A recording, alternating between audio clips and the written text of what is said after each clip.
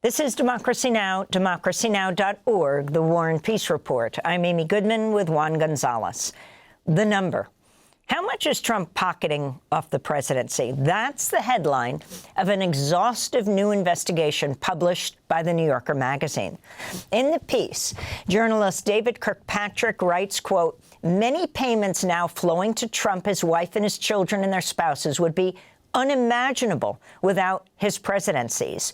A $2 billion investment from a fund controlled by the Saudi crown prince, a luxury jet from the emir of Qatar, profits from at least 5 different ventures peddling crypto, fees from an exclusive club stocked with cabinet officials and named executive branch.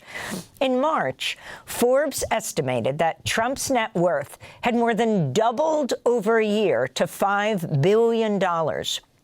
And a few months later, the New York Times estimated Trump's wealth had grown to $10 billion. But these estimates and others did not attempt to look at how exactly his fortune is growing.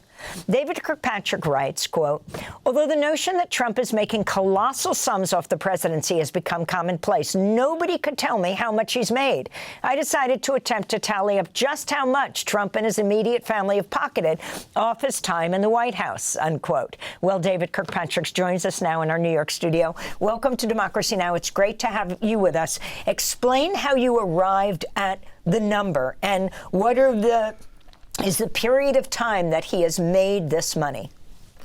Well, what's important here is that I'm trying to be fair to the president. I'm not out to get Trump here. I went through and looked at all the sources of income, the income streams flowing into the Trump organization, the president and his family, and I asked, is this money that he would have made absent the presidency? Because he's got hotels, he's got golf courses. Sometimes people go there just to play golf or rent a hotel room. We're not talking about that. So I only wanted to look at money that he has made because he is or has been in the White House. And then I tried to ask as best I could, what is each one of those things worth? And that's how I came up with $3.4 billion. And again, I think what I hope will make this report credible, and the reason I urge people to read it, is that I've tried as best I can to be fair. I've shown all my work, and people can make their own conclusions. And David, could you talk about some of the specifics from the small to the big? For instance, the ubiquitous MAGA hat at Trump rallies. How is Trump has a private store that sells these? Could you talk about that? And also the family's investments in crypto. Yeah, the hats. I was quite surprised to realize that in addition to the campaign merchandise sold by his campaign, which all candidates and all presidents do, that's money that goes into the campaign coffers that he can't really touch for personal purposes. The Trump organization also has its own online store, and they sell all kinds of Trump merchandise that looks very much like its campaign merchandise. But this money flows to Trump and himself. You know, $20, $40 for a pair of flip-flops, a pair of beer koozies, a baseball hat. He's making, you know, millions of dollars. You know, I don't know, forget what the exact number was, but $20 million over the last few years selling this kind of merchandise, which is arguably competing with his own campaign and diverting some of the money that his supporters might think is supporting the MAGA movement and his candidates to his own pocket. That's the small end. Nobody thinks that anybody who's paying $50 for a baseball hat is actually going to get any influence, you know, over the president in return for that. That's just a way of making money. On the other extreme, there's significant amounts of money flowing into the Trump organization now through its various, or the president's various crypto enterprises. Some of these, you know, predate his return to the White House, but I tried to look here at all the money that they made off of the White House over the course of the 2 terms and the time in between when he remained a kind of kingmaker in the Republican Party. So. And most of it has happened around his second term, you know, shortly before through his second term. In terms of crypto, you know, should I go through and break down all the ways they're making money off of crypto? Yes. Okay, well, here you go. So first of all, for people who might not be familiar with crypto, all it is really is a kind of online ledger or spreadsheet keeping track of who owns what. there's a number of ways that the Trump family has tried to take advantage of this new technology. He started out by selling NFTs, non-fungible tokens, which are basically sort of digital cartoons of himself. Then he moved on to setting up a company. His family, his son set up a company called World Liberty Financial, and that's done a couple things. It sold a kind of token or online certificate that would ostensibly allow somebody to vote on whatever its futures plans in the crypto business might be. They raised, $550 million selling those tokens, and 75% of that flows to the Trump organization. Then it went into a new business selling what's known as a stable coin. A stable coin is basically the online equivalent of a dollar. It's not really an investment. It's just a kind of like almost a checking account. It's a way to transfer money here and there, perhaps more efficiently by doing it digitally. For the company, World Liberty Financial, they get to make money off of investing that money in treasuries while it's out in the world circulating as a stablecoin. So they go into the stablecoin business. Their first customer is a company owned by the United Arab Emirates that puts up $2 billion to buy stablecoin. While that money is out circulating as stablecoin, they're going to get about 4% a year on that, I calculate, by investing it in short-term treasuries. So that's a couple. There's a few others he's gone into. His meme coin is perhaps the most famous. President Trump, right around the time he was elected, before he was inaugurated, went into this business selling a kind of online novelty. Basically just a joke. It's a kind of digital certificate that just allows you to say, I paid money to own a little Trump novelty. That's it. That's all it is. There's nothing to it. And it doesn't even purport to sort of hold wealth, although you can trade it back and forth. He's made about $300 million selling those meme coins.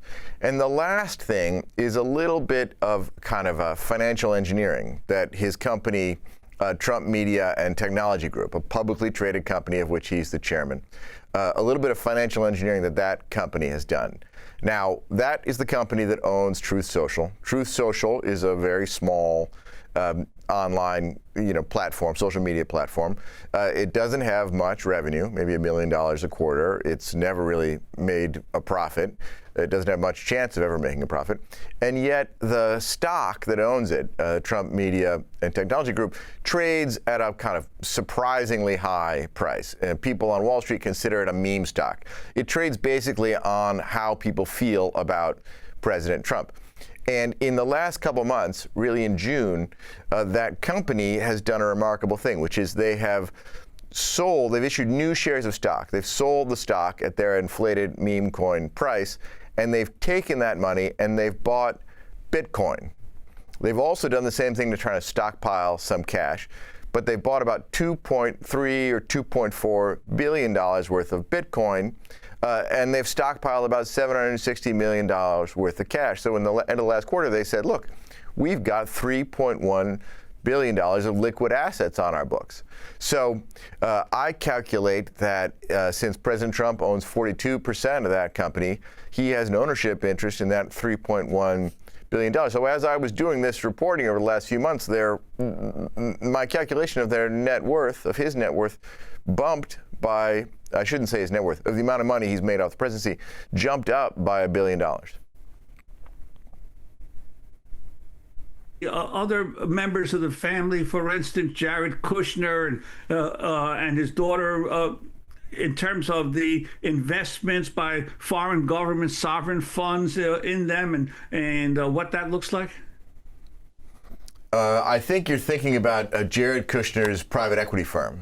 So after Trump left the White House in 2020, his son, Jared Kushner, who had been in real estate, went into private equity, a new line of work, and he went to the Persian Gulf to solicit money, and he asked the sovereign wealth fund of Saudi Arabia to invest.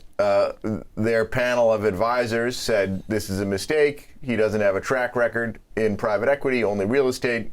There could be some public relations problem here. People are going to say this is a payoff to the family of a president. The Crown Prince of Saudi Arabia, who controls the public investment fund overruled that and nonetheless invested the $2 billion with Jared Kushner's private equity firm.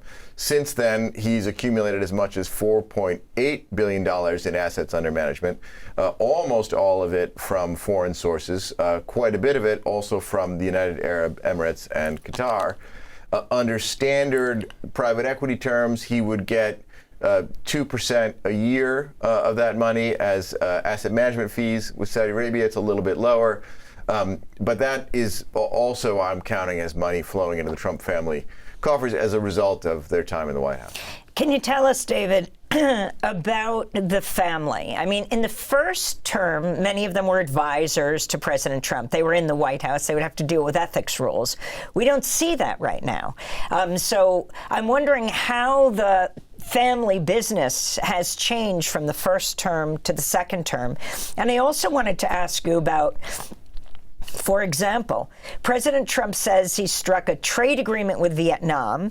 He'll apply a 20% tariff on Vietnamese imports, down from the 46% he threatened. The reported deal comes just weeks after the Trump Organization broke ground on a $1.5 billion golf course in Vietnam. A few questions there. Yeah, a few questions there. So during the first term, President Trump, on his way into office, volunteered that he and his family were not going to do any deals overseas because they didn't like the way that looked, right? It raises the specter that some foreign interest or even foreign government is going to try to buy favor with the U.S. government by paying Trump and his family privately.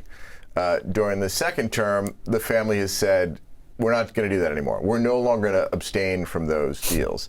Donald Trump Jr. has said publicly, look, we restrained ourselves last term and people accused us of profiteering anyway. So we're not going to lock ourselves in, quote unquote, the proverbial padded room. We're just going to go ahead and be businessmen and do as many deals as we can. And they've done quite a few. Now, again, in my accounting, I'm not including deals which appear to be extensions of the business they were in before he was elected. You know, he had licensed his name for use on 4 condominium buildings around India before he ever went into the White House. Now there are 5 more Indian projects. Fine, let's leave that aside. That's more or less legitimate Trump business. On the other hand, since late 2022, when he was really the presumptive Republican presidential nominee, he's had a whole flurry of new deals around the Persian Gulf with one Saudi Arabian company, and that's in, you know, Oman, the United Arab Emirates, a couple in Saudi Arabia, and one in Qatar. And I don't think there's any way those would have happened without the presidency. And that adds up to, I would say, you know, guessing as best I can, the various income streams involved. That's more than $100 million right there in terms of its present value. You mentioned the Vietnam project. That's another one that I think, you know, would not have unfolded as it has were he not returning to the White House. That is probably, you know, physically going to be the largest Trump branded property in the world. Its planned size is about 3 times as big as Central Park with 54 holes of golf. It's very hard to know how much the Trump family is actually going to make out of that property. On his most recent financial disclosure form, he said that the Trump Organization had already received $5 million in initial licensing fees from lending their name to that property. He's not going to build it. He's not going to own it. They're just lending their name and some management services. So I figure over 10 years, which is kind of a minimum term for a management or licensing agreement, he's likely to make at least $50 million with a present value of about $40 million. Probably it'll be a lot more than that. And how much of this is, in your perspective, is legal, and also how much of it is unprecedented for a president? As far as I can tell, it's all legal.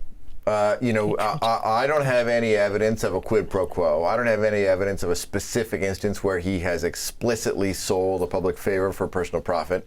And the remedy that our laws prescribe for potential conflicts of interest is disclosure. Elected officials disclose what they own and how they're making money, and the voters or the Congress can decide what's appropriate or inappropriate. And I guess we'll have to see how voters feel about that. The other part of your question, I think, was what again? How much of this is unprecedented for a president? Oh, yeah. Well, a lot of that's been widely reported. There's nothing like this before, right? A lot of presidents make money after they leave, selling books, various other endeavors. But he and his family are making this money while he's in the White House, and the scale is really quite novel. And in the last 10 seconds, you talk about the frenzy.